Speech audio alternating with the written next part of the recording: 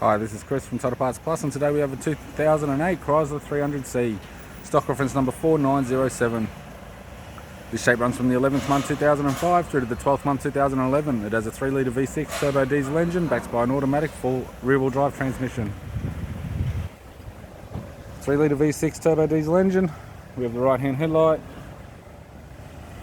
left front 18-inch factory alloy mag with a good tyre, left power door mirror.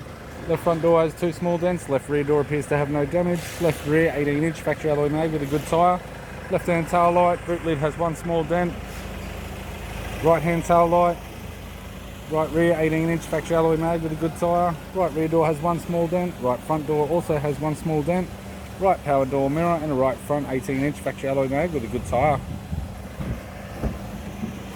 For the driver's side door trim, power window master switch.